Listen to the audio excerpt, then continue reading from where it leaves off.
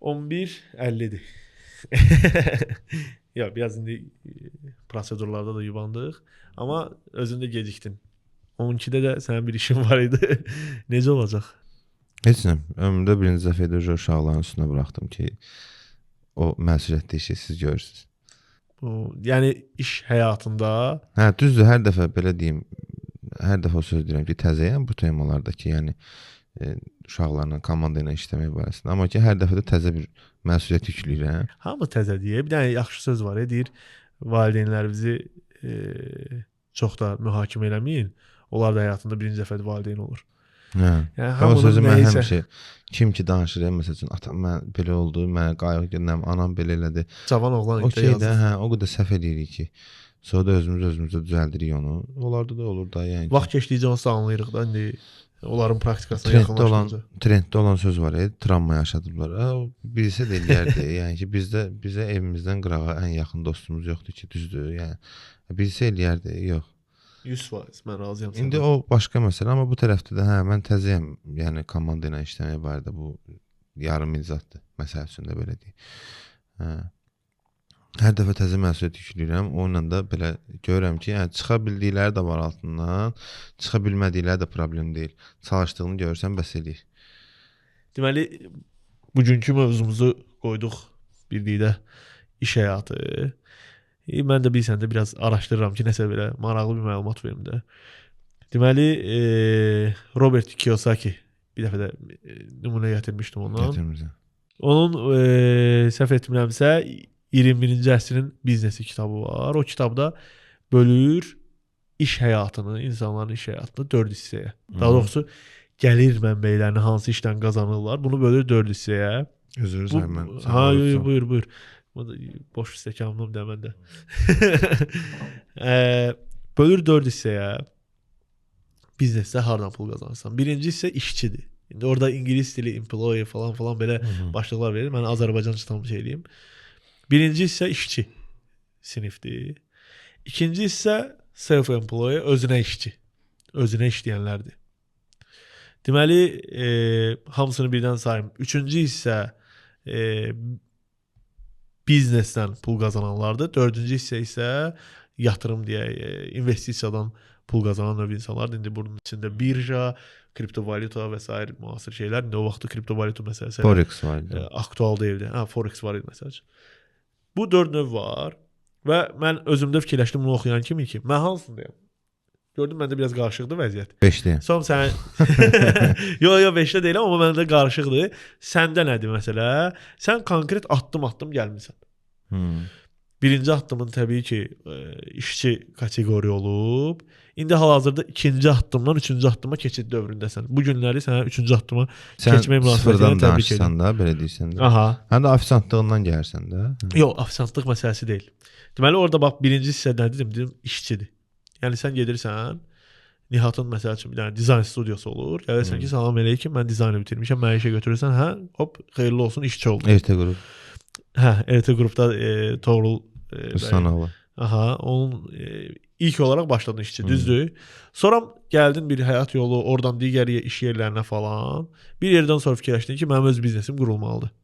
Düzdür? Daha doğrusu bir yerdən sonra səhv eləmirəmsə sən biznessiz prosta tək özün üçün işləyirdin, düzdür? Tərlan Əliyev adında. Hə.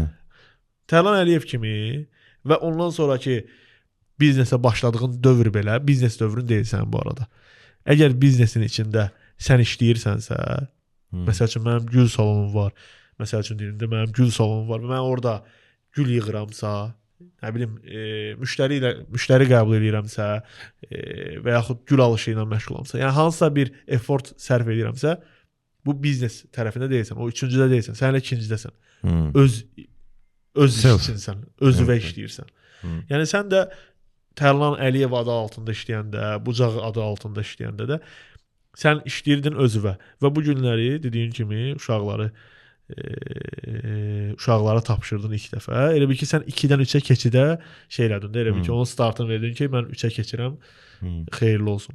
Yəni düzdür, hələ ki o keçid dövründəsən də. Çünki mən özümdə də keçid dövründən barışıq uzun olacaq yəqin ki. 100%. O öz yerində. Mən özüm məsəl üçün hansısa bir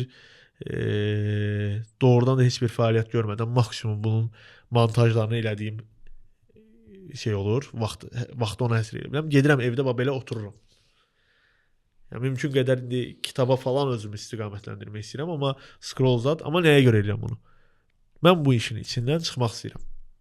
Bu işin işçisi olmaq istəmirəm. Nə qədər ki gedirsən, oturursan, səninlə danışaq bucaqda, sən o işin işçisisən.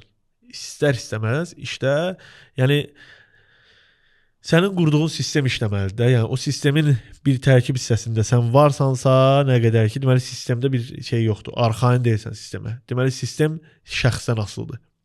Amma yox, sən bilirsən ki, mənim sistemim işləyidi, mən getdim. Uşaqlar sağ olun. Bu dəqiqə sən bir aylıq çıxa bilərsən qırağa. Yox. Həmçinin. Mən hələ ki bir günlük, nə bilim, bir neçə saatlıq çıxmalardayım da, başa düşdün? Və yaxud olur ki, izləyirəm məsələn, amma hiss elətdirmirəm, amma izləyirəm, izləməkdən asılıyam, başa düşdün? Çünki sistem bir o qədər də işləyi deyil. Sistemin işləyən olmağı odur ki, yəni sən deyə kimi görmüsən ki, Azərbaycandakı McDonald's-a şeydən rəhbər CEO gəlsin ki, salam əleykum, necə gedir iş? Yəni mümkün deyil də, yəni çünki bir işləyiş sistem var. Bu adam bilirəm ki, söhbət orada başqa. Yoxsa hamısına aiddir o saydığın 4 kateqoriya. Elə bilirəm ki, onlarda biraz məsələ başqadır. Mən məsəl üçün belə deyim də, laf noldan başlasaq, biraz komfort zonanı sevən adamam. Olduğum yerdə o deyirsən, adlayırsan neysə. Olduğum yerdə qalmağı xoşlayıram. Bir müddət adicə o RT qrupda məsəl üçün qaldığım müddət 9 il idi. 9 il çox müddətdir. Bir müdirin bir işçinə işləməyinə 3-4 ildən artıq çoxdur. Amma məsəl üçün o mənim komfort zonam idi. Komfort zonam idi. Amma oradan da çıxmalıydım bir yerdən. Düzdür. Nə öyrənmişəmsə orada öyrənmişəm. Məktəb olub. Bəlkə də indiyənə kimdir məylə sayıram ki, dizayn studiyalarının ən yaxşı məktəbindən biridir ora. Amma çıxmalısınız. İndi uşaqlarla da elə işləyirik. Yəni 3-4 ildən sonra siz çıxmasa çıxardacam. Çıxmasa çıxardacam. Ya da özüm çıxıb gedəcəm. Ya söhbət onda gedmir. Yəni mən biraz gec addımlayıram belə şeylərdə, amma nəyisə olur, roadmap-i yoxdur, amma hiss edirəm ki, indi olmalıdır bu. Məsəl üçün mən onu bir həftə əvvəl bunu eləyə bilməzdim. İndi hiss edirəm ki, indi olmalıydı bu. Mən biraz oynan. Yo, mən səndən olsa, mən bunu təqzib edən bir şey demirəm ki, bunun hansına keçməyi təyin edən bir roadmap olmalıdır ya da deyil. Mən bunu da demirəm. Yəni açığı heç onun barədə bir düşüncəm də yoxdur. Oturub fikirləşmirəm. Əslində işi hisslərlə işləməzlər. Sən nə fikirləşirsən? Mən məsələn hisslərimlə idarə edirəm hər şeyi. Məncə hiss əksinə mane olur işin getməyinə. Doğrudan mən hisslərimlə idarə edirəm hər şeyi. Hiss edirəm ki, bu dəqiqə bu işləmək istəmirsə. Hisslər bizi aldadır axı bəzən. Məsəl üçün bucağında oturduğu o ofis hansı ki Hüseyn Cavid prospektində mən o ofisi görəndə birinci dəfə yəni mənim hisslərim odur ki budur, özüdür. Bir obyektin içində 3 dənə biznes yox. O məndə yox. Komanda ilə işləmək, hamının tempinə uymağı və yaxud da nəsə bir sözü deyəcəksən. Yəni bu ümumiyyətcə bu iş həyatını deyirəm. Yəni formalaşdırmısan yeri yurda, onu qırağa qoyuram. Amma mən məsələn hisslərimlə idarə edirəm ki, hiss edirəm ki, çıxarlar altından vəsə. Onsuz da hiss adını hiss qoy və yaxud dəqiq hesab beynində bir izahı var, arqumenti var. Bunun bir beynində izahı var və bunun real qarşılığı olub olmama ehtimalı var. Yəni çox sadədir də məsələ. Çünki sən mənə deyirsən ki, Nihat get və məsəl üçün bu məhsulu götür, atıram A nöqtəsindən B nöqtəsinə çatdır. Məntiqlə hesablayanda Nihat bunu eləməmək şansı yoxdur. Sadə iş tapşırmışam. Amma reallıq odur ki, Nihada mane ola biləcəyi nələr var. Nihadın paralel olaraq başqa nəsə funksiyası var idi. Mən tapşırmışdım. Yoxsa mənim, yəni Nihadla mənim aramdakı digər təbəqəli biri tapşırmışdı ki, Nihad bunu elə, başa düşdün? Yəni bu dəyişənlər var da. Mən gəlirəm, deyirəm ki, məsəl üçün, daha doğrusu məsəl üçün deyirəm, işdə Orxan gəlir, tapşırır qızlardan birinə ki, filan gülü yığın. Mən də gəlirəm, deyirəm ki, bunu elə, eyni adama, başa düşdün. Xəbərim yoxdur ondan əvvəlki tapşırıqdan. Bu sistemin düzgün olmamağının səbəbidir və paralel olaraq hissiyat burada söz demir də. Bu uşaq bunu bacara bilər, amma sistemin yol verir o uşağın düzgün bir iş eləməyinə. Sənin dediyi eləyir, amma ortada səndən də xəbərsiz bir dənə şey yatıb, bir iş yatıb, qalıb qıraqda. Müştəri girir içəri və bilirsən ki, məsəl üçün deyirəm, bu situasiyalar çox şükür ki, uzun müddətdir, təxminən 2 ildir bəlkə də bunlarla üzbəyüzlükdə. 1 ildən çoxdur. Rahat ki, bu şeylərlə situasiyalardan üzbəyüz olmuruq. Hansısa bir fövqəladə bir vəziyyət yoxdursa, mən bunları yaşamıram da, bu situasiyanı yaşamıram. Hətta bayramda da yaşamıram. Amma yəni əsas məsələ burada sistem məsələsidir. Prosta bizim bugünkü mövzumuz təkcə sistem qurmaq deyil də, çünki reallıq ondan ibarətdir ki, insanlar yalnız bizneslə məşğul deyil, yalnız bizneslə və yaxud bizneslə məşğulsa da o biznesdə yalnız hədəfi şey deyil, sistem qurum və çıxım işin içindən. Yəni insan var ki, işdə yaşamaq istəyir də, yəni budur bunun seçimi də. Ona görə də məncə bu 4 sektor deyək də, bu 4 sektordan hissə məsəl üçün məncə bunu şey eləmək olar ki, bu 4 sektordan birincisində necə uğur qazanmaq olar, ikincisində, üçüncüsündə və 4də şəxsən mən olmadığıma görə yəni bir fikir bildirəməyəcəm. Amma başlasaq ki, məsəl üçün iş həyatından, Azərbaycanda iş həyatı, o birinci sektor, işçi kimi iş həyatı əsas məsələ məncə, indi Azərbaycanı bilirik, Azərbaycandan danışırıq. Məncə insanlar imkan verməməlidirlər ki, sui-istifadə olunsunlar. İnsanlar okey, ola bilər ki, bəzi situasiyalar var ki, sui-istifadə kimi görsənir. Amma işləmişəm. Çox yerdə işləmişəm. Çox yer deyəndə ki, bir neçə yerdə işləmişəm. Düzdür, çox yerdə işləməmişəm. Yəni ki, uzun müddətli işlədiyimə görə bir neçə yer, məsələn, demirəm 9 il bir yerdə işləmişəm. Mənim praktikamın 80%-dir. Ondan sonra 10% belə deyim də, bu kompüterin qabağında, studiyanın içində dizayn, kompüter belə bu şeylərdən qırağa çıxıb, sahəyə çıxdığım 1-2 ofis olub. Bunlar da 2 ili tutub, 1 il, 2 ili tutub. Amma praktika etmək üçün sevincim oldu. Məsəl üçün, orada praktika edik. Yəni, sən kompüterdə işlədiyi gətirdilər, qoydular ki, indi bunu tətbiq elə. Başa düşdün, getdik, oturduq orada. Getdik, oturduq, komanda orada tətbiq eləməyə başladı. Yəni, bu şeylər oldu. Sözümü nəyə gətirirdim? Yəni, işlədiyim yerlər olub. Sən deyirsən sui-istifadə. Sui-istifadə nəyə deyirəm? Çox yaxşı başa düşürəm nəyə deyirsən, amma mən bir şey bilirəm ki, o həmin işçinin özündən asılıdır ki, ona icazə verir, ondan sui-istifadə eləməyə yoxsa yox. İcazə verməyən adam heç kim sui-istifadə eləyə bilmir. Yox, məsələn, onsuz həmin yerə gətirirəm ki, sadəcə orada hansı tərəzi işləməlidir. Mən bu günləri gəlmişəm sənin studiyanda işə başlayıram, büronda işə başlayıram. Və işi bilmirəm. Bu işi öyrənənə qədər bu sənin sui-istifadə halın varsa belə ona etiraz eləməyin məntiqsizdir. İlk başda insan gərək öz maraqlarını müdafiə eləsin də. Mən elə düşünürəm. Yəni mən ilk başda sənin sui-istifadə və bəlkə də göz yummalıyam özüm öyrənənə qədər. Mən bir çox halda bunu görürəm ki, insanlar etiraz eləməyə tələsir. Birinci öyrən, birinci hər şey ad qoymaq lazımdır. Sən öyrənməyə gəlmişsən, mən öyrənməyə gəlmişəm. Ona uyanacaq. Bu etiraf olmalı. Sən yalan danış. Yalan yox, yəni ki, onu gizlədəcəksən ki, mən öyrənməyə yox. Onsa tutacaqsan, sən öyrənməyə gəlmisən. Sən bunu deməyib, öz içində vicdanın rahatdır ki, sui-istifadə eləsələr də səsimi çıxartmayayım. Qarşılıqlı o etiraf yoxdursa, o bir aydan çox. Yox, onsuz da mən inandığım odur ki, bir çox, mən bunu bilsən hansı cür iş yerləri üzərindən danışıram. Çox heyətli iş yerlərində hansısa bir korporativ o sevgi, ailə canlılıq və s. mən buna inanmıram. Əgər bir korporativ təşkilatın içində yüzlərlə işçi varsa, orada necə ola bilər ki, yüzlərlə işçi bir-birini ailə kimi görür. Yəni bu reallığına inanmıram. Maksimum 12 nəfərə kimi olan, 10-12 nəfərə kimi olan komandalarda, qruplarda, studiyalarda, bu şey var. Doğmalıq var. İçəridə bəzi şeylər olsa belə, sən onu da başa düşməlisən ki, doğmalı da bir yerə qədərdir burada.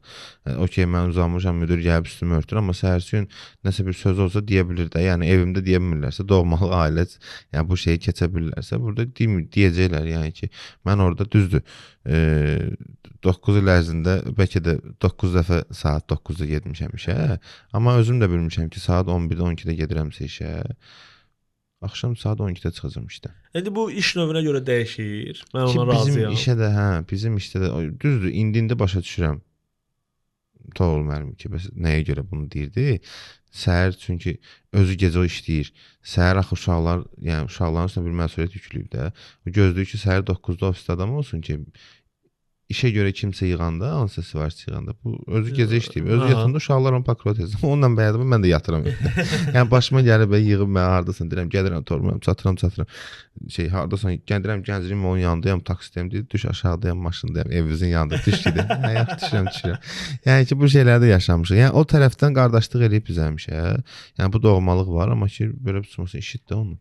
Yox, 100%. Onsa mən dediyim vəziyyətdə mən danışdığım situasiyalar bu cür kiçik heyətlərə aid deyil də, daha çox böyük heyətlərə, məsəl üçün hansısa bir şəbəkənin işçilərindən birisənsə, orada burada düzüyə başqa etaplar var, amma sənin düzü sənə yaxın idarə edicin var və s. və ilaxır. Amma ki yəni orada bir ailə prinsipinin qorunmağı daha inanılmazdır. Peki də məhəllə yerlərdə niyə işləməmişəm? Həm o dövlət işləri olub və yaxud da böyük yerlər olub da, hansı ki plazalarda, şeylərdə iş yerləri olub. Yəni açsaq yaxşı demirəm, belə özümdən razı demirəm, amma 10 dənəsini açsaq biri çağırardı da.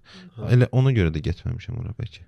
Ki o ailə şeyi. O soyuqluq. Hə. Yo, mən inanıram ki, amma yəni seçimin yoxdursa, orada getmək lazımdır. Oradan da öyrənmək lazımdır və s. Bax, bir dənə təzə bir şey var idi. Mən o 2020-də pandemiya vaxtında iş axtaranda başa düşmüşdüm. Amma iş axtardım, amma o necə axtardım? Həmişə girir deyə nə bilim saytlar var, iş saytları. Girirsən orada, baxırsan ki, iş elanları qoyublar, nə bilim proqramlar, o həmişə deyirəm, qədim Mesopotamiya dili, rus dili, hamısını yazıb, okey, mən ora CV atmıram. Heç vaxt da CV atmıram. LinkedIn çox yaxşı temadır ki, qoyursan ora.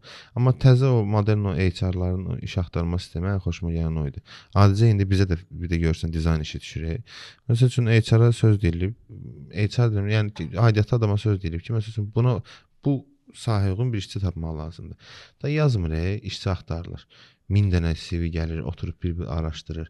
Özü girir, axtarır, yazır ona ki, işləmək istəmirsən. Aha. LinkedIn-də də sən şeyə qoymuşsan da, o taksini yandırmısan, taksi freni yandırmısan ki, yəni okey, yəni gözləyirəm, hə. Ən xoşuma gələn, ən yaxşı bu idi. Ona görə də mən məsəl üçün həmin vaxtda iş axtaranda açıb qoymuşdum. Bütün danlarımı yazmışam da. Yəni sən bilirsən də o şey söhbətdə bütün şeylər var orada. Danlar var orada. Aha. O danlara uyğun çağıracaqsan, çağırmayacaqsan. Mən prosta sadəcə HR-lara nəyə görə bundan belə danışıram? Olub bilərə cəmaatın LinkedIn-də praktikası böyüdür. Yo, 100%. Bütün detalları bilir, amma bilməyənlər də varsa ki, mən də heç o qədər ki demirəm, neçə il bir yerdə işləmişəm. Mən nə portfolyom olub həmişə, amma bir CV mədəniyyətim olmayıb heç vaxt. Da ehtiyac olmuyor baxın. Mənə lazım olsa o dəfə nofel deyirdi. Yəni ehtiyacım olmayan şeyi mən nə edirəm? Sahəmə uyğun deyil, amma ki ehtiyacım olmayıb da bir CV düzəltmə mədəniyyətim olmayıb heç vaxt. Nə bilim elə kiməsə düzəldəndə görmüşəm. Zarafatsız vallahi yəni ki mən heç vaxt o şeyim olmayıb. LinkedIn profil indi səliqəli profil şeyi var da, düzdür. Elə bir məntiqim olmayıb. Yəni ehtiyacım olmayıb da, lazım olsa sonra işdən pandemiya vaxtında qrup qoşdum onu, düzəltdim, nə bilim bunu elədim, onu elədim. Onda başa düşdüm nədir?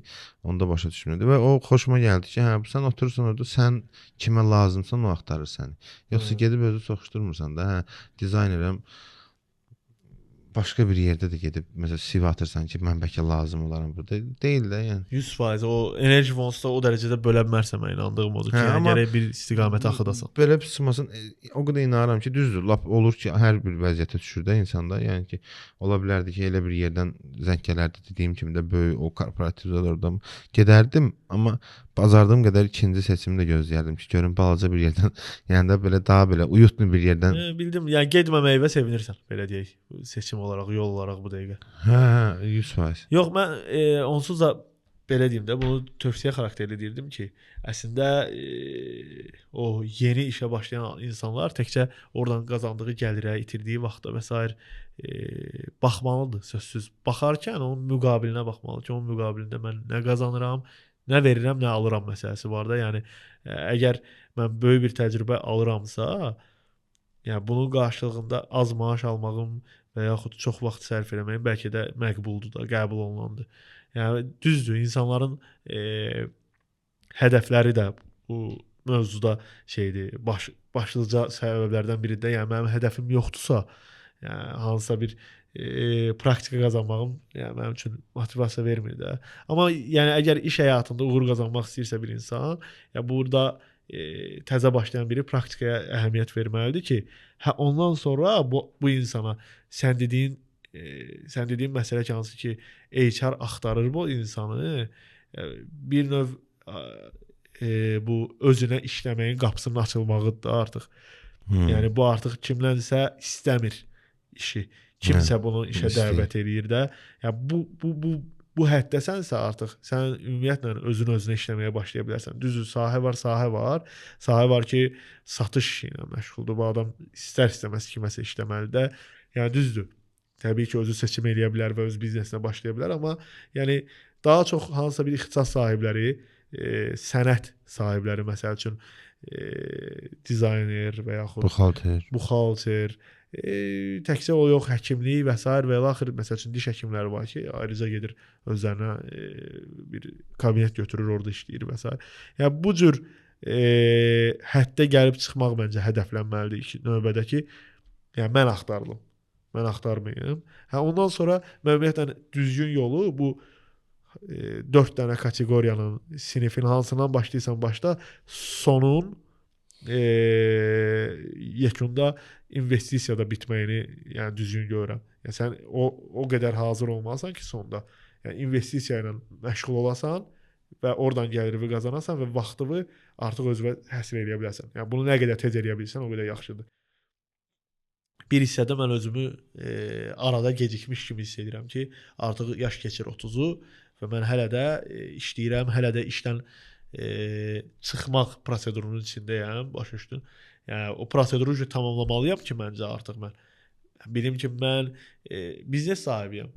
İndi ondan sonra hansısa bir maddi tələbatımı ödəyən şeyləri çıxmaq şərtilə qalan məbləğdən asılı olmayaraq bu 1 manat da ola bilər, 1000 manat da ola bilər, 100 min də ola bilər.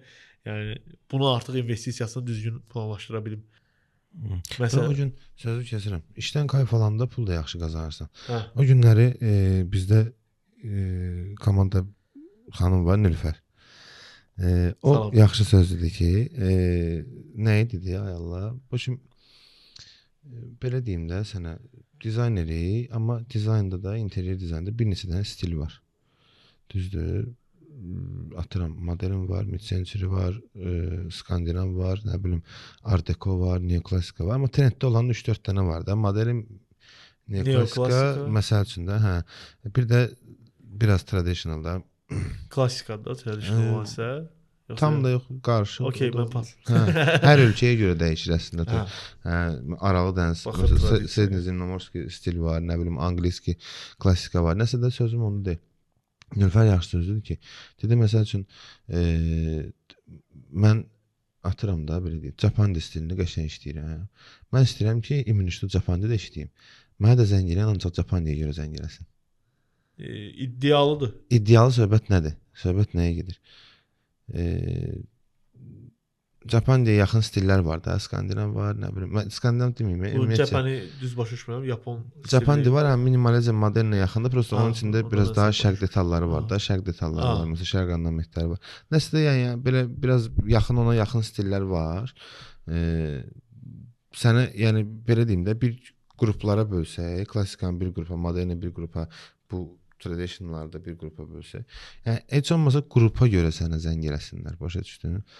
Okey, mən inanıram ki, daha dediyi kimi Japani düz işləmir. Japandi. Bir sən nə məndə? Bu Japandidə də məsəl üçün uğur qazanmaq var. Məsəl üçün, yəni sən özünü artıq promot eləməlisən də, işini promot eləməlisən o sahə üzrə. Yəni mən deyirəm ki, amma kayf aldığın işdən də, yəni ki, sən bir də bu qədər seçimin içində ağırlaşdırırsan da iş. Bir də bu seçimi qoyursan ki, yəni bunun üçün də mənə axtarsınlar. Okey. Bir sən nə mənada, yəni ki, sən atıram da hansısa bir klassik musiqi oxuyan müğənnini çağırıb şanson oxutura bilmirsən də, düzdür? Sən İmünüşdə klassika lazım oldu, ona yığırsan, şanson lazım oldu, yığırsan məsəl üçün həmin müğənniyə də. Bu sən dediyin yanaşma biraz daha çox özünə işçi olan insanın ideal yanaşmasıdır. Mənim fikrimcə növbəti mərhələdə artıq bundan çıxmaq lazımdır. Çünki mənim fikrimcə əgər sən biznes mərhələsindəsənsə, daha doğrusu o mərhələnin içində, özünə işləmə mərhələsinin içində biznesə keçib, artıq oradan çıxmaq lazımdır. Düzdür, bu yanaşma məsələsi. Art şeylərdir də, yəni ki, sən bu Bu biraz şeydə ramkaya salırsan da. Məsəl üçün bu biznesdə olsa, sən bunu ramkaya salırsan. Əgər məsəl üçün bu biznes versiyasını təsəvvür elə. İnsan versiyasında əslində o ramkaya ehtiyacı var. İnsanın çünki limitləri var da. Yəni bu məsəl üçün aya 5 iş işləyə bilirsə, mən bəlkə də çox dedim. Aya 5 dizayn verə bilirsə, 5 obyektə, 5 evə. Bu adam bunu istəyir ki, istədiyi, sevdiyi cür versin də. Bax, bucağı açanda mən tanımıram da, düzdür, yəni belə bilmirlər. Bucağı açanda nə iş olsa götürürsən, düzdür. İstədiyin, istəmədiyin, amma ki götürürsən, müştəridir, müştəriyə xidmət edirsən, heç nə atqaz eləmirsən. Biraz da belə deyində, bəlkə də düzgün, sən daha düzgün vurğulayarsan ki, biraz da bazar araşdırması ilə belə qiymət yazırsan ki, işdə götürə biləsən, çünki belə kvadratına işləyirik də. Xəttə elə şey yoxdur. Xəttə özüm istəyirəm nə qiymətə işləyirəm. Xəttə özüm istəyirəm hansı müştərinə işləyirəm. Bu artıq sənin biznes owner kimi üstünlüyün də. Yəni ki, mən vaxtımı almısan da burada elə bir ki, vaxtımı qazanmısan. Burada mən bütün işləri sən dediyin kimi də, bu sən dediyin şeylə, templə gedir ki, bütün işləri götürüb işləyəcəm. Burada istəmirəm. Yəni istədiyim işi götürüb işləyərəm. Bax bu zəmini sənə nə yaradıb? Birinci hansısa bir biznes, uğurlu biznes, tələbatlı biznesə başlamısan. İkisi də düzdür ha, bu da düzdür. Bu da daha düzdür. Bir dənə video var, bəlkə baxmısan. Video deyəndə yəni şeydə YouTube videosudur, uzun metrajlı şeydir. Deməli verilişin məqsədi nədir? Bir nəfər milyarderdir. Bu milyarder 3 ay səhv eləmirəmsə vaxt verilir və hansısa bir kiçik $100 falan belə bir məbləğdən, yəni ciddi bir məbləğ deyil də, bir dənə köhnə pikap verilir, $100, bəlkə də 200-300-dür, məbləğ verilir və milyarda və yaxud da yoxsa milyona hansısa bir məbləğə çatmalıdır. Məsələ budur da. O adamın yanaşmasına baxdım orada. Mən 3 dənə pizza alardım sizə. Pas. Hə. O adam nə edirdi? Hansı şeyə başlayırdı? Sırf tələbatlı işə başlayırdı. Orada hansısa bir həmin regionun bir bayramı var, nəsə yaşıl rəngdə, hamı nəsə geyinir, çıxır belə festival kimi bir şeydir. Amerikadan hansısa vilayətindədir, ştatındadır. Hamı yaşıl geyinir, nəsə şey deyir. Bu adam deyir ki, bayram yaxınlaşır. Gedir həmin şeylərə, yaşıl şeylərə, şərfə də investisiya qoyur. Məsəl üçün. Sonra deyir ki, baxır ki, real time biznesi. Real time yox, tələbata baxır. Birinci tələbə baxır. Sonra təklif edir. Ya da baxır ki, indi bu gün nə lazımdır? Məsəl üçün nəyin varı baxmır. Mən məsəl üçün başlayanda nəyi bacarıram baxırdım. İndi başa düşürəm ki, nəyi bacarıram tələbatlı bir şey olmaya da bilər. Nə lazımdır? Məsəl üçün sən bu günləri çox yaxşı dizaynersən, amma elə ola bilər ki, məsəl üçün hansısa bir vəziyyət dəyişkənliyi ola bilər ki, Azərbaycanın dizaynə, təmir, tikintiyə tələbat düşər, çox aşağı düşər. Ona görə sən bir biznes adamı kimi artıq, yəni dizayner kimi yox, biznes adamı kateqoriyasında olduğu üçün çətin baxmalısan ki, nə oldu, nələr var, nələr edə bilərəm. Bu nələrin içindən nə mənə uyğundur. Mən olsa çox yaxşı başa düşürəm ki, bilirəm, sözü kəsdim, yadında saxla, çünki aparacağım bir yer vardı sözü. Bəlkə də bilməm. Yəni çox yaxşı bilirəm ki, çox lazımdır bir ləhzədə, yarım ilə bir ləhzədə danları yazacaqsan AI-yə, süni intellektə, şey verəcək. Render, çünki indi yüngül belə məsəl üçün divarın şəklini bu düzgün istədiyi reklamını görürəm, praktik eləməmişəm, bilmirəm. Fragmentdə tutub göndərsən, close up verir və yaxud da yəni nə istəyirsəndən onu tutursan, onsuz belə o şeydə var ya, Face ID-də var ya, sənin ramkaysa. Ramkanı verir sənə, çəkdin, göndərdin. Mən ikinci elə deyil də. Bax, yox, çəkdin, göndərdin. Mən özüm işlətdiyim yerlər olur. Onu düzdür. Yəni əvvəl nə idi? Pinterest bizə idi. İndi Pinterest hamıyadır bizdən başqa. İndi həmin şeyə gəlib çıxacaq. Nə mənada gəlib çıxacaq. Mən onu işlədirəm, baxıram ki, mən ona daha belə sözümü pis qəbul edirəm. Mən daha belə ona şey verə bilirəm ki, izah verə bilirəm ki, doğrudan da çox yaxınlaşıb bizim işə. Yəni sən qıraqdan ola bilər şey eləyirsən ki, məsəl üçün nə qədər yaxınlaşa bilər. Yox, çox görürəm ki, mən ona bir otağın, mən ona ramka verim də, bir otağın 4 dənə tərəfinin şəklini çəkib atacağam. O mənə bütün şəkilləri verəcək. Bir dənə tərlan kimi adam lazım olacaq ki, atın bir dənə bunu ölçüyə sal. Mən indi öz fikrimi bildirim, sənin dediyinə tərs arqument gətirim. Birincisi, bu səhv eləməmsə Google-un AI sistemi, adı bilməm nədir, onun CEO-sunun səhv eləməmsə fikridir ki, deyir, AI insanların yerini almayacaq. AI işlədən insanlar, AI işlətməyən insanların yerini alacaq. Hə, mən indi bəs onu deyirdim ki, real time yanaşıb, indi onu elə şey yanaşmaq lazımdır ki, AI içində olmaqla bu işdən pul qazanacaq. Yes, məsəl üçün sənin üçün. Yəni mən çıxmıram bazardan, yenə qalıram. Prosta o birisi ilə, yəni digər rəqiblə mənim fərqim olur ki, mən AI-da işlədə bilirəm və yaxud da mənim özümün bir AI-im var, məsəl üçün. Və yaxud da nəsə də bir xidmətim onunla bağlıdır. İndi mən sənə deyim. Yəni batmadım. Mənim öngördüyüm şey nədir? Məsəl üçün o situasiya gələndə ki, artıq görürsən ki, bazar tam olaraq AI yeyir bazarı. Məsəl üçün də. Burada sənin qabağında 2 dənə yol qalıb. Sənin bir heyətin var. Bu heyət 2 cür addım ata bilərsən. Bu heyətlə sağollaşmaq, AI ilə özün tək işləmək, məsəl üçün də o heyəti əvəz edəcək formada və yaxud çünki AI sənin vaxtda və s. və hansısa komandalarda qabağa atıraq və yaxud da komandanı saxlayıb bir daha da komandada böyümək. 30.000 dəfə sənin qabağa salır. Və yaxud da daha da böyümək. Məsəl üçün sən bir heyətindəkiləri sahələri üzrə AI ilə işləmək biz ofisdə bu dəqiqə bacardığımız qədər, elə mən yazı pozunu demirəm də, ümumiyyətlə çox şeyi ChatGPT-in, yəni da işimizin 20%-dir. ChatGPT olsa Google-u əvəz edib mənim gözümdə. Google-u əvəz eləmir. ChatGPT 20% mənim işimi artırıb. Yəni mənim funksiyamda qatqısı var. 20%, 20-25% bəlkə də. Yəni saniyələrimi eləyir, yəni saxlamayandan mən buna yenə deyirəm, bir həftə vaxtım gedərdi. Bunu 3 saniyəyə verdi. Bu mənim üçün bir 30-40 min dəfədir kalkulyasiya aparanda. Yəni bir həftəyə araşdırma edib tapacağım şeyi 3 saniyə tapdım. Yenə də bu 4 sinifə qaydanda, 4 kateqoriyaya qaydanda bu AI-ın və növbəti gələcək nə olur olsun, öldürməyəcəyi tərəf bu iki tərəfdir, son iki tərəf. Yəni işçi yox, özünə işçi yox, biznes və investor tərəfdir. Çünki sən bizneslə məşğul olanda artıq bilirsən ki, bu biznes ölür və bu biznesin ya təbiətini dəyişmək lazımdır və yaxud biznesi ümumiyyətlə dəyişmək lazımdır və yaxud da ki, sən investorsansa, təbii ki, investorda daha sürətlidir. Investorda ən böyük müsbət cəhət odur ki, biznesmenlə fərqli olaraq onun heç bir emosional bağlantısı yoxdur. Məsəl üçün mən ən çox baxıram ki, məsəl üçün öz biznesimi yaxşı investisiya, məsəl üçün yaxşı bir qiyməti satış edə bilərəmsə, sataram. Yəni hansı məbləği real olaraq hansı yuxarı məbləği fikirləşsəm də baxıram ki, sata bilməyəcəm.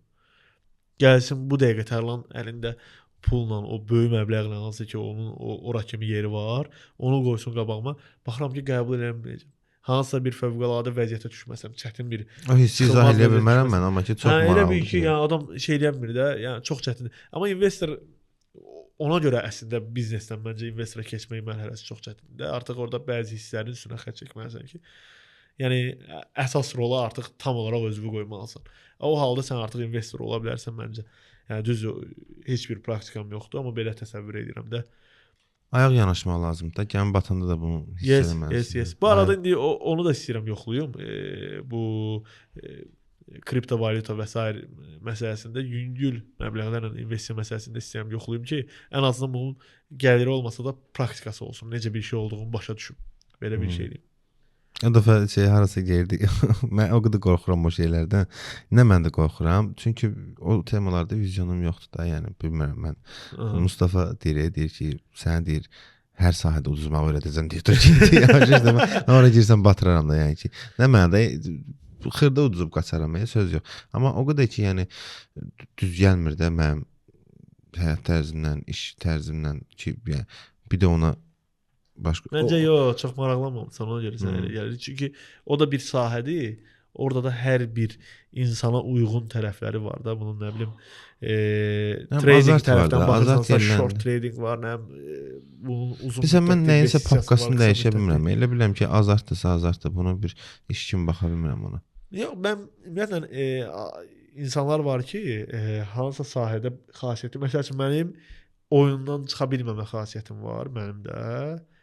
Bu mənim hansısa, məsəl üçün əgər daim olaraq uşaqlarla vaxt keçirdiyim dövrdə mən bu xoş xasiyyət kimi görsənmirdi. Çünki uduzuram və ancaq oynamaq istəyirdim. Məsəl üçün də UFC oynayanda çox belə asempatik görsən ki, bu nə edir, yəni dirəşirik elə utsun. Amma bu real həyatda gəlib artıq biznes mərhələsinə çatanda mən bu şeydə yəni uğurlu görsənəm. Məsəl üçün sən demiş, ola bilər ki, mənim bu xasiyyətim hansısa məsəl üçün investisiya müəssisəsində yenə də uğursuz kimi görsənsin. Məsəl üçün mən artıq özümə vəd verim ki, yox, mən məsəl üçün o tam olaraq terminləri bilmirəm, hələ girməmişəm məsələn içinə. Məsəl üçün o short trading məsələsindəki kimi almaq satmaq məsələsində mənim kimi adam uduza bilər. Mənim kimi adamın işi odur ki, məsəl üçün Coca-Cola'ya atıram, səhmimi qoy bala qalxsın. Yoxsa mənimki o risksiz, az riskli, az emosiyalara bağlı, fikirləşməyə vaxtın olan o da maraqsızdır. İnvest edə bilərsən. Bu artıq yəni nəyin arxasında düşünsən məsələn. Sən Elon Musk'a pul qoymasan da nə oldu da? Yəni səhər bağlandı ya da səhər Twitter aldı. Yəni məsəl üçün mən də bilmirəm temada. Prosta belə karikatura verir. Girişir, mən yəni oradan bir həvəs almışam. İndi gözləyirəm ki, Orxandan gələn dəfə pul götürərsən. Çox adı çəkilir burada. Sponsor kimi. Belə adını da verirəm. Zarafatsız da gör. Hər temada Orxandan. Trading specialist, buxalter. Belə. Məncə yenə də xoş söhbət oldu. Tövsiyə edirik ki, hansı bu 4 sektordan hansı sektordasınızsa mənə qulaq asıb hisslərlə idarə olun. Öz bildiyinizi edin ilk növbədə, amma bir düşünün bu 4 sektordan hansına aidsiz və hansına daha çox uğurlu olarsınız. Xırda düzəliş verim, sən yaxşı hisslərlə idarə olunmaqla bir şey inanırsansa, onun beynində izahı var. Prosta axotun yoxdur o izahı özü vermək. Prosta deyirsən ki, mən belə hiss edirəm, mən buna inanıram. Sorğulamaq lazımdır. Yox, başa düşdüm, okeydir. Amma bir şeyə inanırsan, girirsən bu işə. Yəni amma bir data var ya burada, ona görə inanırsan da, yəni ki, boş-boşun deyil. Yəni boş-boşun deyəməsən, mən intuisiyanın arxasında böyük bir data var. Yes, razıyam. Yes. İnanclarımızın arxasıca düşməyi ümidi ilə. Görüşürüz. Sağ ol.